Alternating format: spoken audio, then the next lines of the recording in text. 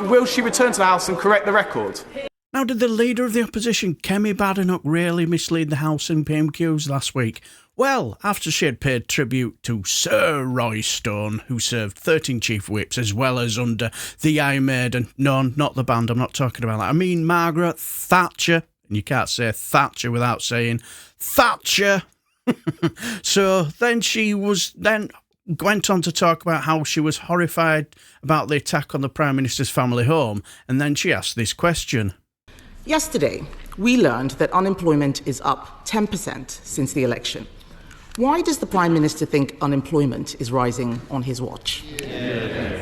Well, the half-fat Farage Tribute Act also paid his glowing tribute to Sir Roy Stone and thanked the culture warrior shit-stirrer for her words about the attack on his family home.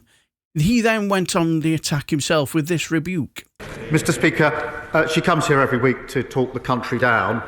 We've got 200,000 new jobs, record investment, 4 interest rates cut.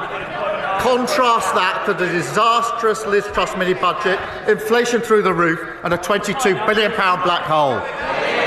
So let's start with the jobs claim. Badenoch claimed that there were 100,000 fewer jobs than a year ago based on PAYE RTI data showing an increase of about 106,000 paid employees between April 2024 to April 2025.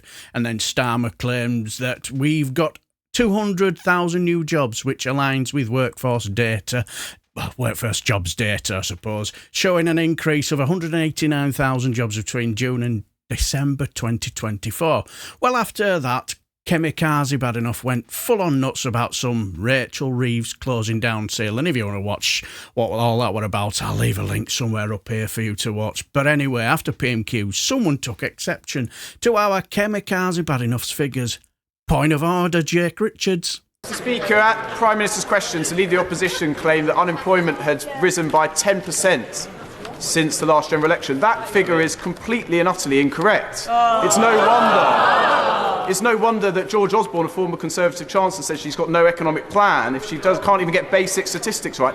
Will she return to the House and correct the record? It's not up to the Chair for the accuracy of what Thank you. Well, the member states. What I would say is you've corrected the record in your opinion, and we'll leave it at that for now. So based on Kemi Badenoch's claims that unemployment is up 10% since the election appears to be technically accurate when using specific Labour Force Survey or LFS data. And as we know, the election was held on July the 4th, 2024.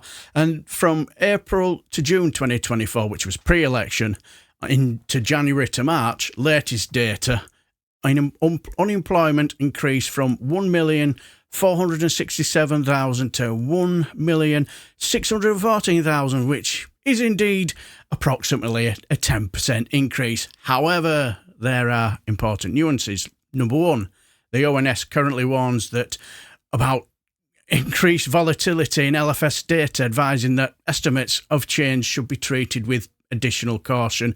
Two, different time periods comparisons yield different results, like using June to August 2024, with July as the midpoint shows a 12% increase, and using July to September 2024 shows a 7% increase, though Labour was already in office during most of this period.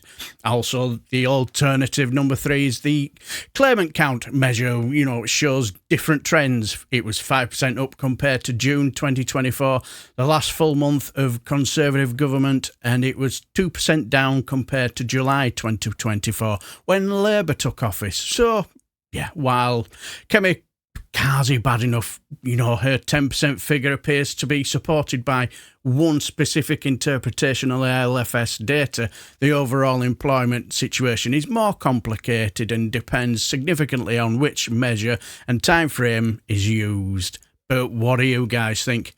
Who's in the right here? Kemi Badenoch or Jake Richards? Or none of the above?